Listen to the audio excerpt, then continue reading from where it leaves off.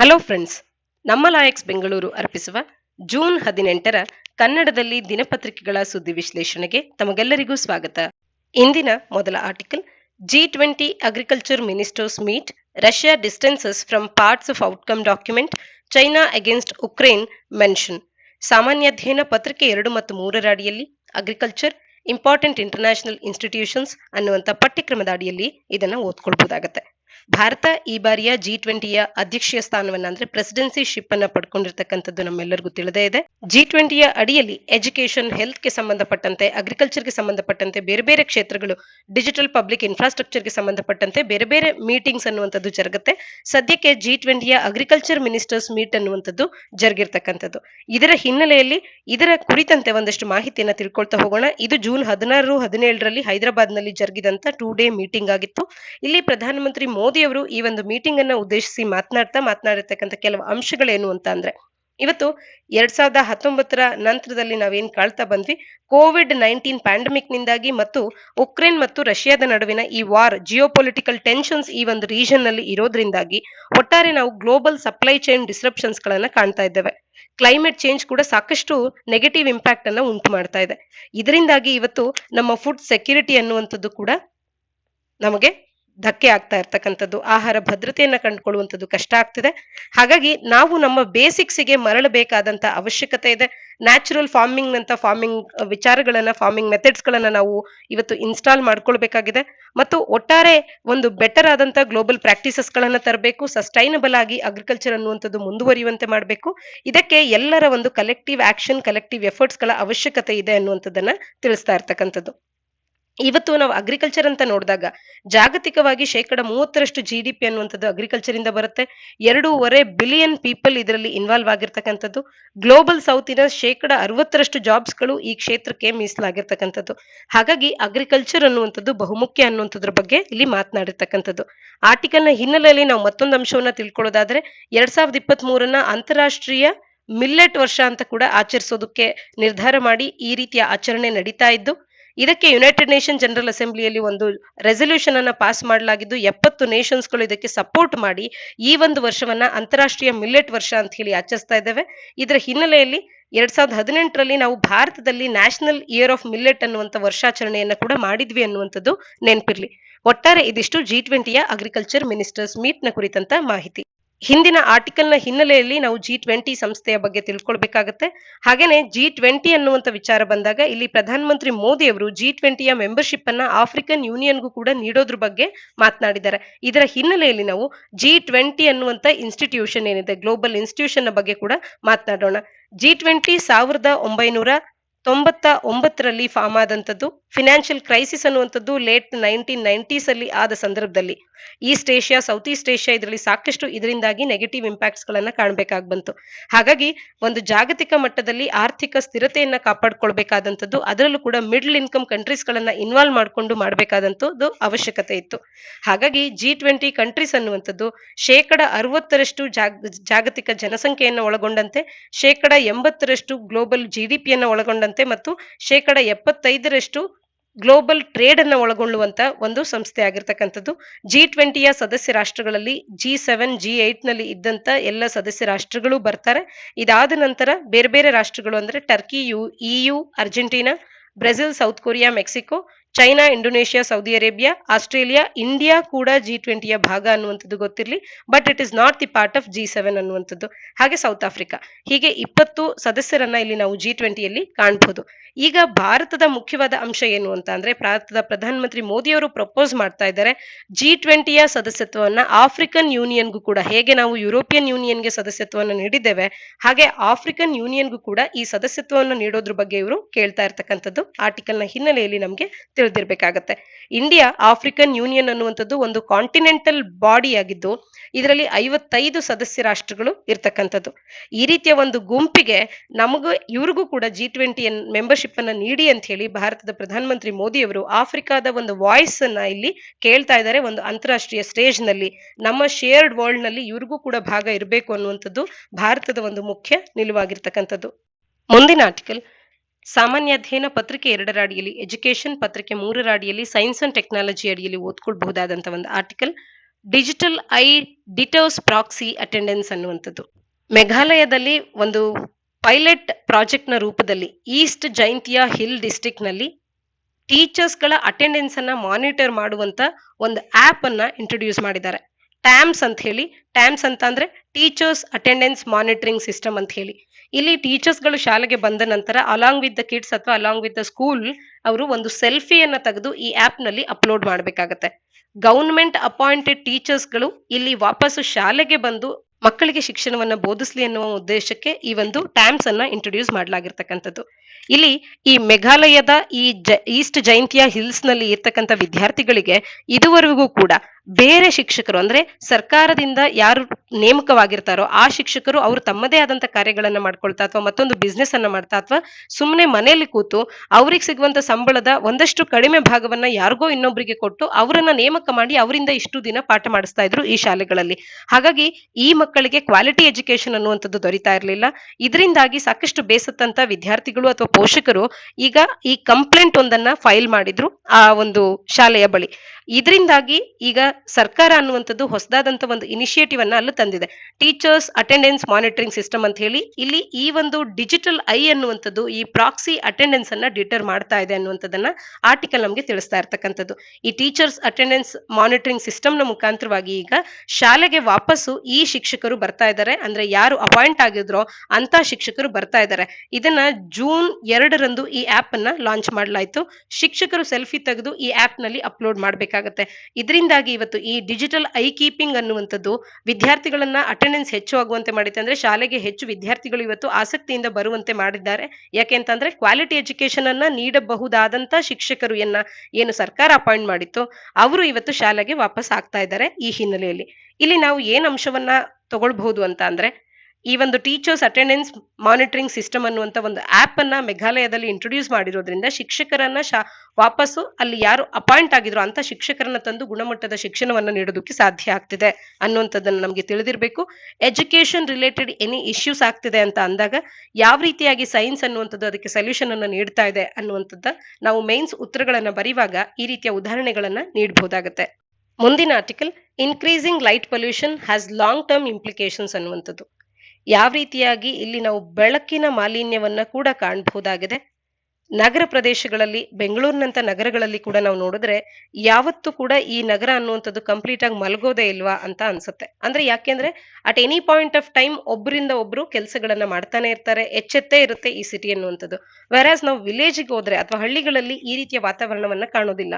We have a night life here. ಅಂದ್ರೆ ಬೆಂಗಳೂರು ಅಂದಾಗ ಇಲ್ಲಿ ರಾತ್ರಿ ಹಗಲಿಗೆ ವ್ಯತ್ಯಾಸಗಳೇ ತಿಳಿದೇ ಇರುವಂತೆ ಇರುತ್ತೆ. ಆ ರೀತಿಯಾಗಿ ಸಿಟಿ ಲೈಫ್ ಅನ್ನುವಂಥದ್ದನ್ನ ನಾವು ನೋಡಿದಾಗ ಅಥವಾ ಹೆಚ್ಚಿನದಾಗಿ ನಾವು ಈ ರೀತಿಯ ಒಂದು ಅರ್ಬನ್ ಎನ್ವಿರಾನ್ಮೆಂಟ್ಸ್ ಗಳಲ್ಲಿ ನೋಡಿದಾಗ ಲೈಟ್ಸ್ ಅನ್ನುವಂಥವು ಯಾವಾಗ್ಲೂ ಕೂಡ ಆನ್ ಇರುತ್ತೆ. ಲೈಟ್ ಪೊಲ್ಯೂಷನ್ ಅನ್ನುವಂಥದ್ದು ಇವತ್ತು ಹೆಚ್ಚಾಗ್ತಾ ಇದೆ. ಈ ಇನ್ಕ್ರೀಸಿಂಗ್ ಲೈಟ್ ಪೊಲ್ಯೂಷನ್ ಅನ್ನುವಂಥದ್ದು ಲಾಂಗ್ ಟರ್ಮ್ ಇಂಪ್ಲಿಕೇಶನ್ಸ್ ಗಳನ್ನ ಹೊಂದಿದೆ ಅಂತ ಹೇಳಿ ಆರ್ಟಿಕಲ್ ಮಾತನಾಡ್ತಾ ಇದೆ. ಸಾಮಾನ್ಯ ಅಧ್ಯಯನ ಪತ್ರಿಕೆ 3ರ ಅಡಿಯಲ್ಲಿ ಎನ್ವಿರಾನ್ಮೆಂಟಲ್ ಪೊಲ್ಯೂಷನ್ ಅಂಡ್ ಡಿಗ್ರೇಡೇಷನ್ ಅನ್ನುವಂಥ ಪಠ್ಯಕ್ರಮದ ಅಡಿಯಲ್ಲಿ ಓದ್ಕೊಳ್ಬಹುದಾಗತ್ತೆ. ಇವತ್ತು ರಿಸರ್ಚರ್ಸ್ ಗಳು ಡಾಕ್ಯುಮೆಂಟ್ ಮಾಡ್ತಾ ಇದ್ದಾರೆ impact of light pollution on ecosystems ಎಷ್ಟರ ಮಟ್ಟಿಗೆ ಆಗ್ತಾ ಇದೆ ಅನ್ನುವಂಥ ವಿಚಾರದಲ್ಲಿ. ಇದು ಹ್ಯೂಮನ್ ಹೆಲ್ತ್ ಅನ್ನ ಇಂಪ್ಯಾಕ್ಟ್ ಮಾಡ್ತಿದೆ, ನಮ್ಮ ಕಲ್ಚರ್ ಅನ್ನ ಇಂಪ್ಯಾಕ್ಟ್ ಮಾಡ್ತಿದೆ ಮತ್ತು ಒಟ್ಟಾರೆ ಎಕೋಸಿಸ್ಟಮ್ ಅನ್ನ ಪೊಲ್ಯೂಟ್ ಮಾಡ್ತಾ ಇದೆ. ಎನ್ವಿರಾನ್ಮೆಂಟ್ ನ ಮೇಲೆ ಇಂಪ್ಯಾಕ್ಟ್ ಮಾಡ್ತಾ ಇದೆ. ಹ್ಯಾಬಿಟ್ಯಾಟ್ ಲಾಸ್ಗೆ ಇದು ಕಾರಣ ಆಗ್ತಾ ಇದೆ. ಫುಡ್ ವೆಬ್ಸ್ ಗಳಲ್ಲಿ ಡಿಸ್ರಪ್ಷನ್ ಆಗ್ತಾ ಇದೆ. ಇನ್ಸೆಕ್ಟ್ ಪಾಪ್ಯುಲೇಷನ್ ಅನ್ನುವಂಥದ್ದು ಇವತ್ತು ಡಿಕ್ಲೈನ್ ಆಗ್ತಾ ಇದೆ ಮತ್ತು ಸಬ್ಸ್ಟಾನ್ಷಿಯಲ್ ಆಗಿ ಗ್ರೀನ್ ಹೌಸ್ ಗ್ಯಾಸಸ್ ಎಮಿಷನ್ಸ್ಗೆ ಕೂಡ ಇದು ಕಾರಣ ಆಗ್ತಾ ಇದೆ. ಆರ್ಟಿಫಿಷಿಯಲ್ ಲೈಟ್ ಅನ್ನ ನೈಟ್ ನ ಸಂದರ್ಭದಲ್ಲಿ ನಾವು ಬಳಸೋದ್ರಿಂದಾಗಿ ಪ್ಲಾಂಟ್ಸ್ಗೆ, ಅನಿಮಲ್ಸ್ಗೆ ಮತ್ತು ಎಂಟೈರ್ ಎಕೋಸಿಸ್ಟಮ್ಗೆ ಇದು ತೊಡಕಾಗ್ತಾ ಇರ್ತಕ್ಕಂಥದ್ದು. ಕೆಲವೊಂದು ಸ್ಪೀಸೀಸ್ಗಳು ಲೈಟ್ ಪೊಲ್ಯೂಷನ್ಗೆ ರೆಸ್ಪಾಂಡ್ ಮಾಡುತ್ತೆ. ಹಾಗಾಗಿ ನೆಗೆಟಿವ್ ಇಂಪ್ಯಾಕ್ಟ್ಸ್ ಆಫ್ ಲೈಟ್ ಅನ್ನ ಅಕ್ರಾಸ್ ಅನ್ ಎಕೋಸಿಸ್ಟಮ್ ಅದರ ಒಂದು ಲೈಫಿಗೆ ಇದು ಡಿಫಿಕಲ್ಟ್ ಆಗುತ್ತೆ ಕೆಲವೊಂದು ಸ್ಪೀಸೀಸ್ಗಳಿಗೆ. ಹಾಗಾಗಿ ಈ ನೆಗೆಟಿವ್ ಇಂಪ್ಯಾಕ್ಟ್ ಅನ್ನ ಮಿಟಿಗೇಟ್ ಮಾಡೋದು ಕಷ್ಟ ಆಗುತ್ತೆ. ಎಕೋಸಿಸ್ಟಮ್ ನ ಮೇಲೆ ಇದು ನೆಗೆಟಿವ್ ಇಂಪ್ಯಾಕ್ಟ್ ಅನ್ನ ಹೆಚ್ಚಿನದಾಗಿ ಹೊಂದೋದನ್ನ ಕಾಣಬಹುದು. ಹಾಗೆ ಆರ್ಟಿಕಲ್ ನ ಹಿನ್ನೆಲೆಯಲ್ಲಿ ಡಾರ್ಕ್ ಸ್ಕೈ ರಿಸರ್ವ್ ಅನ್ನುವಂತ ಒಂದು ಕಾನ್ಸೆಪ್ಟ್ ಅನ್ನ ಕೂಡ ತಿಳ್ಕೊಳ್ಳೋಣ. ಡಾರ್ಕ್ ಸ್ಕೈ ರಿಸರ್ವ್ ಅಂತ ಅಂದ್ರೆ ಇದೊಂದು ಏರಿಯಾ ಆಗಿದ್ದು ಲೈಟ್ ಪೊಲ್ಯೂಷನ್ ನಿಂದ ಫ್ರೀ ಆಗುವಂತೆ ರಿಸರ್ವ್ ಆಗುವಂತ ಒಂದು ಏರಿಯಾ ಏನ್ ಡೆಸಿಗ್ನೇಟ್ ಆಗಿರುತ್ತೆ ಇದನ್ನ ಡಾರ್ಕ್ ಸ್ಕೈ ರಿಸರ್ವ್ ಅಂತ ಹೇಳಿ ಕರಿಬಹುದು. ಇದೊಂದು ಪಬ್ಲಿಕ್ ಅಥವಾ ಪ್ರೈವೇಟ್ ಲ್ಯಾಂಡ್ ಆಗಿದ್ದು ಎಕ್ಸೆಪ್ಷನಲ್ ಅಥವಾ distinguished quality of starry nights ಅನ್ನ ಇದು ಹೊಂದಿರುತ್ತೆ. ನಾಕ್ಟರ್ನಲ್ ಎನ್ವಿರಾನ್ಮೆಂಟ್ ಆಗಿರುತ್ತೆ ಇದು. ಸ್ಪೆಸಿಫಿಕ್ ಆಗಿ ಇದನ್ನ ಸೈಂಟಿಫಿಕ್, ನ್ಯಾಚುರಲ್ ಮತ್ತು ಎಜುಕೇಶನಲ್, ಕಲ್ಚರಲ್ ಹೆರಿಟೇಜ್ ಅಥವಾ ಪಬ್ಲಿಕ್ ಎಂಜಾಯ್ಮೆಂಟ್ಗಾಗಿ ಇದನ್ನ ಮೀಸಲಿಟ್ಟಿರ್ತಕ್ಕಂಥದ್ದು. ಇದನ್ನ ಡಾರ್ಕ್ ಸ್ಕೈ ರಿಸರ್ವ್ ಅಂತ ಹೇಳಿ ಕರಿಬಹುದು. ಅಂದ್ರೆ ಇಲ್ಲಿ ಬೆಳಕನ್ನ ಅವಾಯ್ಡ್ ಮಾಡಲಾಗಿರುತ್ತೆ.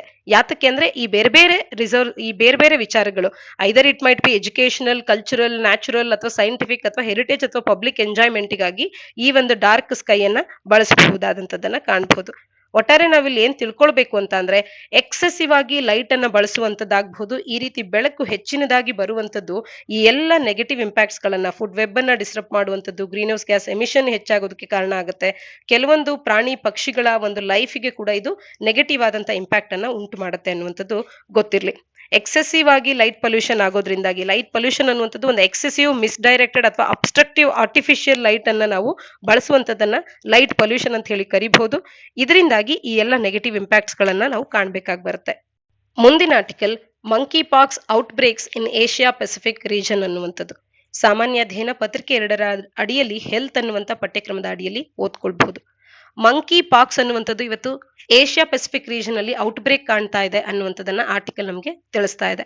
ಮಂಕಿ ಪಾಕ್ಸ್ ಅಥವಾ ಎಂಪಾಕ್ಸ್ ಅನ್ನುವಂಥದ್ದು ಒಂದು ವೈರಲ್ ಡಿಸೀಸ್. ಇದು ಯಾವ್ದ್ರಿಂದ ಬರುತ್ತೆ ಅಥವಾ ಈ ಕಾಯಿಲೆ ಅಂದಾಕ್ಷಣ ಇದು ವೈರಲ್ ಬೇಸ್ಡ್ ಬ್ಯಾಕ್ಟೀರಿಯಲ್ ಬೇಸ್ಡ್ ಅನ್ನುವಂಥದ್ದು ಗೊತ್ತಿರಲಿ. ಮಂಕಿ ಪಾಕ್ಸ್ ಅನ್ನುವಂಥದ್ದು ಒಂದು ವೈರಲ್ ಡಿಸೀಸ್ ಆಗಿದ್ದು, ಈ ಡಿಸೀಸ್ ಅನ್ನುವಂಥದ್ದು ಪ್ರೈಮರಿಲಿ ಹ್ಯೂಮನ್ ಪಾಪ್ಯುಲೇಷನ್ ಗೆ ಸ್ಪ್ರೆಡ್ ಆಗುತ್ತೆ. ಯಾವ ರೀತಿಯಾಗಿ ಅಂದ್ರೆ ಝೂನೋಟಿಕ್ ಸ್ಪಿಲ್ ಓವರ್ಸ್ ಇಂದ ಸ್ಪ್ರೆಡ್ ಆಗುವಂತ ಒಂದು ಕಾಯಿಲೆ ಆಗುತ್ತೆ. ರೋಡೆಂಟ್ಸ್ ಮತ್ತು ಪ್ರೈಮೇಟ್ಸ್ ಗಳು ಇಲ್ಲಿ ಪೊಟೆನ್ಶಿಯಲ್ ರಿಸರ್ವಾಯರ್ಸ್ ಗಳಾಗಿ ಸರ್ವ್ ಮಾಡುತ್ತೆ. ಎಂಪಾಕ್ಸ್ ಅಥವಾ ಮಂಕಿ ಪಾಕ್ಸ್ ಅನ್ನುವಂಥದ್ದು ಬಿಟ್ವೀನ್ ಹ್ಯೂಮನ್ಸ್ ಕೂಡ ಟ್ರಾನ್ಸ್ಮಿಟ್ ಆಗುತ್ತೆ ಥ್ರೂ ಕ್ಲೋಸ್ ಕಾಂಟ್ಯಾಕ್ಟ್ ನಿಂದಾಗಿ, ಮತ್ತು ಇನ್ಫೆಕ್ಟೆಡ್ ಬಾಡಿಲಿ ಫ್ಲೂಯಿಡ್ಸ್ ಅಥವಾ ಲಿಸನ್ಸ್ ಗಳಿಗೆ ಎಕ್ಸ್ಪೋಜರ್ ಆಗೋದ್ರಿಂದಾಗಿ. ಸೆಕ್ಷುಯಲ್ ಕಾಂಟ್ಯಾಕ್ಟ್ ಕೂಡ ಇಲ್ಲಿ ಕಾಂಟ್ರಿಬ್ಯೂಟ್ ಮಾಡಬಹುದು ಈ ಒಂದು ಡಿಸೀಸಿನ ಸ್ಪ್ರೆಡ್ಗೆ ಅಂತ ಹೇಳಿ ಬಿಲೀವ್ ಮಾಡಲಾಗುತ್ತೆ ಸರ್ಟನ್ ಡೆಮೋಗ್ರಫಿಕ್ಸ್ ಗಳಲ್ಲಿ. ಎಂಪಾಕ್ಸ್ ಅನ್ನುವಂಥದ್ದು ಒಂದು ರೇರ್ ಇನ್ಫೆಕ್ಷನ್ ಆಗಿದ್ದು, ಪ್ರಿಡಾಮಿನೆಂಟ್ಲಿ ಇದು ಸಮ್ ಕಂಟ್ರೀಸ್ ಇನ್ ಆಫ್ರಿಕಾಕ್ಕೆ ರಿಸ್ಟ್ರಿಕ್ಟ್ ಆಗಿತ್ತು ಅಂಟಿಲ್ 2022ನ ವರೆಗೂ. ಆದ್ರೆ ನಂತರದ ದಿನಗಳಲ್ಲಿ ನಾವಿವತ್ತು ಈ ಪ್ಯಾಂಡಮಿಕ್ ನ ರೀತಿಯಲ್ಲಿ ಈ ಕೇಸಸ್ಗಳು ಬೇರೆ ಬೇರೆ ಕಡೆಯಲ್ಲಿ ಕೂಡ ರೈಸ್ ಆಗ್ತಿರೋದನ್ನ ಕಾಣಬಹುದಾಗ್ತಿದೆ. ಅಂದ್ರೆ Europe, North America, according to WHO ದ ಪ್ರಕಾರ 87,000ದಷ್ಟು ಎಂಪಾಕ್ಸ್ ಕೇಸಸ್ಗಳು ಇವತ್ತು ಜಾನ್ವರಿ 2022ರ ನಂತರದಲ್ಲಿ ರಿಪೋರ್ಟ್ ಆಗಿದ್ದು 146 ಡೆತ್ಸ್ ಅನ್ನ ನಾವಿವತ್ತು ಕಂಡಿರ್ತಕ್ಕಂಥದ್ದು. ಆರ್ಟಿಕಲ್ ನ ಹಿನ್ನೆಲೆಯಲ್ಲಿ ಈ ಒಂದು ಮಂಕಿ ಪಾಕ್ಸ್ ನ ವಿಚಾರದಲ್ಲಿ ಇನ್ನಷ್ಟು ಮಾಹಿತಿಯನ್ನ ತಿಳ್ಕೊಳ್ಳೋದೇ ಆದ್ರೆ, ಇದು ರ್ಯಾಪಿಡ್ ಆಗಿ ಸ್ಪ್ರೆಡ್ ಆಗುತ್ತೆ ಮತ್ತು 1 ಔಟ್ ಆಫ್ 10 ಮೆಂಬರ್ಸ್ ಗಳಿಗೆ ಇದು ಏನು ಇನ್ಫೆಕ್ಟ್ ಆಗಿರ್ತಾರೆ ಅವರಲ್ಲಿ ಡೆತ್ ಗೆ ಉಂಟಾಗುವಷ್ಟು ಇಂಪ್ಯಾಕ್ಟ್ ಅನ್ನ ಇದು ಹೊಂದಿರತಕ್ಕಂಥದ್ದು. ಇನ್ನ ಟ್ರಾನ್ಸ್ಮಿಷನ್ ವಿಚಾರಕ್ಕೆ ಬಂದ್ರೆ, ಡೈರೆಕ್ಟ್ ಕಾಂಟ್ಯಾಕ್ಟ್ ವಿತ್ ಬ್ಲಡ್ ಆದಾಗ, ಬಾಡಿಲಿ ಫ್ಲೂಯಿಡ್ಸ್ ಗಳೊಟ್ಟಿಗೆ ಕಾಂಟ್ಯಾಕ್ಟ್ ಆದಾಗ, ಕ್ಯುಟೇನಿಯಸ್ ಅಥವಾ mucosal lesions of an infected animal ನೊಟ್ಟಿಗೆ ಕಾಂಟ್ಯಾಕ್ಟ್ ಆದಾಗ ಇದು ಉಂಟಾಗುತ್ತೆ. Eating inadequately cooked meat of infected animal ನಿಂದಾಗಿ ಕೂಡ ಇದಾಗಬಹುದು. ಹ್ಯೂಮನ್ ಟು ಹ್ಯೂಮನ್ ಟ್ರಾನ್ಸ್ಮಿಷನ್ ಕೂಡ ಆಗುತ್ತೆ ಅನ್ನುವಂಥದ್ದು ಗೊತ್ತಿರಲಿ. ಹಾಗಾದ್ರೆ ಏನ್ ಸಿಂಪ್ಟಮ್ಸ್ ಅನ್ನ ಹೊಂದಿರುತ್ತೆ ಈ ಕಾಯಿಲೆ ಅಂತ ಅಂದ್ರೆ, ಇಲ್ಲಿ ನಾವು ಕಾಣಬಹುದು ಚಿತ್ರದಲ್ಲಿ ರ್ಯಾಶಸ್ ಗಳು ಉಂಟಾಗುತ್ತೆ. Rash that looks like a chicken pox ನಂತೆ ಕಾಣುವಂತೆ ರ್ಯಾಶಸ್ ಗಳು ಉಂಟಾಗುವಂಥದ್ದು. ಫೀವರ್, ಮಲೈಸ್, ಹೆಡ್ ಏಕ್ ಕೂಡ ಆಗುತ್ತೆ ಮಂಕಿ ಪಾಕ್ಸ್ ಇಂದ. ಯೂಶಲಿ ಇವು ಚಿಕನ್ ಪಾಕ್ಸ್ ಇನ್ಫೆಕ್ಷನ್ ನಲ್ಲಿ ಆದಂತ ಸಂದರ್ಭದಲ್ಲಿ ಏನಾಗುತ್ತೋ ಅದಕ್ಕಿಂತ ಸಿವಿಯರ್ ಆಗಿ ಇರುತ್ತೆ. Early stage of the disease ನಲ್ಲಿ ಮಂಕಿ ಪಾಕ್ಸ್ ಅನ್ನ ಡಿಸ್ಟಿಂಗ್ವಿಶ್ ಮಾಡಬಹುದು ಸ್ಮಾಲ್ ಪಾಕ್ಸ್ ನಿಂದ, ಬಿಕಾಸ್ ದ ಲಿಂಫ್ ಗ್ಲ್ಯಾಂಡ್ ಅನ್ನುವಂಥದ್ದು ಎನ್ಲಾರ್ಜ್ ಆಗ್ತಾ ಹೋಗುತ್ತೆ ಈ ಕಾರಣಕ್ಕಾಗಿ. ಇನ್ನ ಯಾವ ರೀತಿ ಟ್ರಾನ್ಸ್ಮಿಷನ್ ಆಗುತ್ತೆ ಅಂತ ಗೊತ್ತಾಯ್ತು, ಮುಖ್ಯವಾಗಿ ಎಲ್ಲಿಂದ ಬಂದಿರುವಂತದ್ದು ಅಂತ ಗೊತ್ತಾಯ್ತು. ಮಂಕಿ ಪಾಕ್ಸ್ ಕಾಯಿಲೆ ಅನ್ನುವಂಥದ್ದು ಮಂಕಿ ಪಾಕ್ಸ್ ವೈರಸ್ ನಿಂದ ಬರುತ್ತೆ. ಇದು ಆರ್ಥೋಪಾಕ್ಸ್ ವೈರಸ್ ಜೀನಸ್ ಅನ್ನುವಂತ ಒಂದು ಫ್ಯಾಮಿಲಿಗೆ ಸೇರಿರ್ತಕ್ಕಂಥದ್ದು. Family Poxviridae orthopox virus genus ಅನ್ನುವಂತ ಜೀನಸ್ಗೆ ಸೇರುತ್ತೆ. ಮಂಕಿ ಪಾಕ್ಸ್ ವೈರಸ್ ನಿಂದಾಗಿ ಇದು ಬರುತ್ತೆ. It is endemic to Nigeria ಅನ್ನುವಂಥದ್ದು ಕೂಡ ನಮಗೆ ಗೊತ್ತಿರಲಿ. ಒಟ್ಟಾರೆ ಈ ಮಂಕಿ ಪಾಕ್ಸ್ ಔಟ್ ಬ್ರೇಕ್ ಈಗ ನಮಗೆ ಏಷ್ಯಾ ಪೆಸಿಫಿಕ್ ರೀಜನ್ ಅಲ್ಲಿ ಕೂಡ ಕಾಣಸಿಗ್ತಾ ಇದೆ. ಇದೊಂದು ವೈರಲ್ ಝೂನೋಟಿಕ್ ಡಿಸೀಸ್ ಆಗಿರ್ತಕ್ಕಂಥದ್ದು. ಹ್ಯೂಮನ್ಸ್ ಟು ಹ್ಯೂಮನ್ ಕೂಡ ಟ್ರಾನ್ಸ್ಮಿಷನ್ ಆಗಬಲ್ಲದಾದಂಥದ್ದು. ಮುಂದಿನ article, how can India tackle it's diabetes burden ಅನ್ನುವಂಥದ್ದು. ಭಾರತದ ಡಯಾಬಿಟಿಸ್ ಅನ್ನುವಂಥದ್ದು ಹೆಚ್ಚಾಗ್ತಾನೆ ಇದೆ. ಭಾರತದಲ್ಲಿ ಡಯಾಬಿಟಿಸ್ ಕೇಸಸ್ ಅನ್ನುವಂಥದ್ದು ಹೆಚ್ಚಾಗ್ತಾನೆ ಇದೆ. ಹಾಗಾದ್ರೆ ಯಾವ ರೀತಿಯಾಗಿ ಭಾರತ ಈ ಡಯಾಬಿಟಿಸ್ ಬರ್ಡನ್ ಅನ್ನ ಟ್ಯಾಕಲ್ ಮಾಡಬಲ್ಲದು ಅನ್ನುವಂಥದ್ದನ್ನ ಆರ್ಟಿಕಲ್ ಚರ್ಚೆ ಮಾಡುತ್ತೆ. ಸಾಮಾನ್ಯ ಅಧ್ಯಯನ ಪತ್ರಿಕೆ 2ರ ಅಡಿಯಲ್ಲಿ ಹೆಲ್ತ್ ಅಂಡ್ ಗವರ್ನೆನ್ಸ್ ಅನ್ನುವಂತ ಪಠ್ಯಕ್ರಮದ ಅಡಿಯಲ್ಲಿ ಇದನ್ನ ಓದ್ಕೊಳ್ಬಹುದಾಗುತ್ತೆ. ಇಂಡಿಯಾದ ಡಯಾಬಿಟಿಸ್ ನ ವಿಚಾರಕ್ಕೆ ನಾವು ಬಂದಾಗ, ವರ್ಲ್ಡ್ ಡಯಾಬಿಟಿಸ್ ಡೇ ಅನ್ನ ನವೆಂಬರ್ 14ರಂದು ಆಚರಿಸ್ತೇವೆ ಅನ್ನುವಂಥದ್ದು ಗೊತ್ತಿರಲಿ. ಭಾರತವನ್ನ ಇಡೀ ಜಗತ್ತಿನ ಡಯಾಬಿಟಿಸ್ ಕ್ಯಾಪಿಟಲ್ ಅಂತ ಕೂಡ ಕರೆಯುವಂಥದ್ದು. 17% ಜಾಗತಿಕ ಹಂತದ ಡಯಾಬಿಟಿಸ್ ಕೇಸಸ್ಗಳನ್ನ ನಾವು ಭಾರತ ಒಂದರಲ್ಲೇ ಕಾಣ್ತೇವೆ. Currently close to 80 million people ನಷ್ಟು ಡಯಾಬಿಟಿಕ್ ಪೇಷಂಟ್ಸ್ ಗಳನ್ನ ನಾವು ಭಾರತದಲ್ಲಿ ಕಾಣಬಹುದಾಗಿದೆ.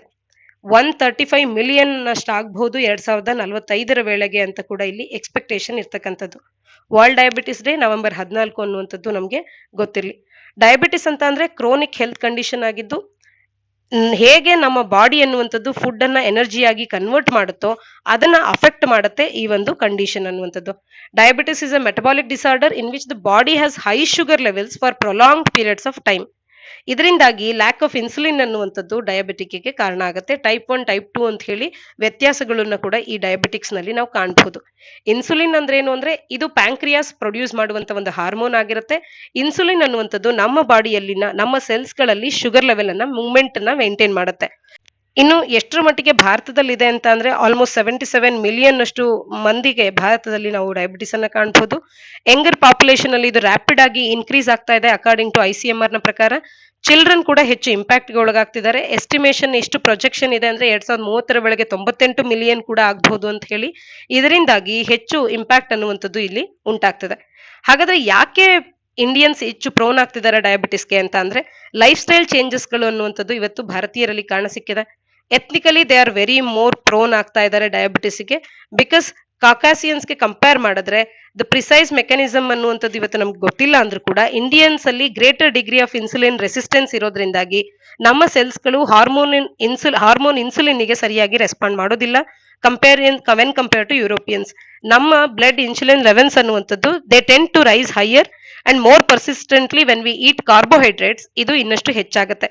ಇನ್ನ ಗ್ರೇಟರ್ ಜೆನೆಟಿಕ್ ಪ್ರೀ ಡಿಸ್ಪೋಸಿಷನ್ ಆಗಬಹುದು. ಟ್ರೆಡಿಷನಲ್ ಡಯಟ್ಸ್ ಗಳನ್ನ ಇವತ್ತು ನಾವು ಕಡಿಮೆ ಬಳಸ್ತಿರುವಂತದ್ದಾಗಬಹುದು. ವೆಸ್ಟರ್ನೈಸೇಷನ್ಗೆ ಮಾರು ಹೋಗ್ತಿರುವಂತದ್ದಾಗಬಹುದು.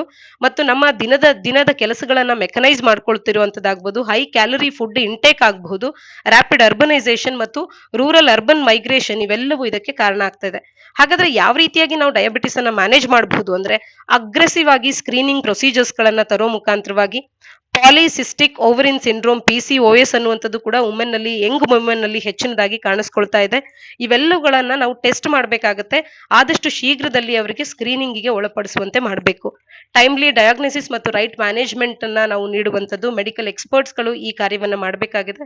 ಡಯಟ್ ಡಿಸಿಪ್ಲಿನ್ ಅನ್ನ ಮಕ್ಕಳಲ್ಲಿ ಬೆಳೆಸಬೇಕು. ಫಿಸಿಕಲ್ ಆಕ್ಟಿವಿಟೀಸ್ ಗಳನ್ನ ಹೆಚ್ಚು ಪ್ರಮೋಟ್ ಮಾಡಬೇಕು. ಅಟ್ಲೀಸ್ಟ್ 30 ಮಿನಿಟ್ಸ್ ಡೇ ಫಿಸಿಕಲ್ ಆಕ್ಟಿವಿಟಿಯನ್ನ ಅವ್ರು ಮಾಡುವಂತೆ ಮಾಡಬೇಕು. ಹೆಲ್ದಿ ಲೈಫ್ ಸ್ಟೈಲ್ ಅನ್ನ ಅಡಾಪ್ಟ್ ಮಾಡ್ಕೊಳ್ಬೇಕು. ರೆಗ್ಯುಲರ್ ಚೆಕ್ಅಪ್ಸ್ ಗೆ ಅವರಿಗೆ ಒಳಪಡುವಂತೆ ಮಾಡುವಂಥದ್ದು. ಇದೆಲ್ಲದರ ಮುಖಾಂತರವಾಗಿ ಡಯಾಬಿಟಿಕ್ಸ್ ಬರ್ಡನ್ ಅನ್ನ ನಾವು ಇವತ್ತು ಕಡಿಮೆ ಮಾಡಬಹುದಾಗಿದೆ. ಮುಂದಿನ ಆರ್ಟಿಕಲ್ ಬ್ಯಾಂಕಿಂಗ್ ಆನ್ ಚೈನಾ ಅನ್ನುವಂಥದ್ದು ಸಾಮಾನ್ಯ ಅಧ್ಯಯನ ಪತ್ರಿಕೆ 2ರ ಅಡಿಯಲ್ಲಿ ಇಂಪಾರ್ಟೆಂಟ್ ಇಂಟರ್ನ್ಯಾಷನಲ್ ಇನ್ಸ್ಟಿಟ್ಯೂಷನ್ಸ್ ಅನ್ನುವಂಥ ಪಠ್ಯಕ್ರಮದ ಅಡಿಯಲ್ಲಿ ಓದ್ಕೊಳ್ಬಹುದು. ಇಲ್ಲಿ ಮುಖ್ಯವಾಗಿ ಏಷ್ಯನ್ ಇನ್ಫ್ರಾಸ್ಟ್ರಕ್ಚರ್ ಇನ್ವೆಸ್ಟ್ಮೆಂಟ್ ಬ್ಯಾಂಕ್ ನ ಬಗ್ಗೆ ಮಾತನಾಡಲಾಗ್ತಾ ಇದೆ ಆರ್ಟಿಕಲ್ ನಲ್ಲಿ. ಯಾಕೆ ಇದರ ಬಗ್ಗೆ ಮಾತನಾಡ್ತಿದ್ದೇವೆ ಅಂತ ಅಂದ್ರೆ ಏಷ್ಯನ್ ಇನ್ಫ್ರಾಸ್ಟ್ರಕ್ಚರ್ ಇನ್ವೆಸ್ಟ್ಮೆಂಟ್ ಬ್ಯಾಂಕ್ ನಿಂದ ಇವತ್ತು ಕೆನಡಾ ಅನ್ನುವಂಥದ್ದು ಇಮಿಡಿಯೇಟ್ ಹಾಲ್ಟ್ ಅನ್ನ ತಗೊಂಡು ಇದರಿಂದ ಹಿಂದೆ ಸರಿತಾ ಇದೆ. ಯಾಕೆಂದ್ರೆ ಇಲ್ಲಿನ ಇನ್ನರ್ ವರ್ಕಿಂಗ್ಸ್ ಅನ್ನುವಂಥದ್ದು ಸರಿಯಾಗಿಲ್ಲ ಅನ್ನುವಂಥದ್ದು ಈ ಒಂದು ಕೆನಡಾದ ಅಭಿಪ್ರಾಯ ಆಗಿರ್ತಕ್ಕಂಥದ್ದು.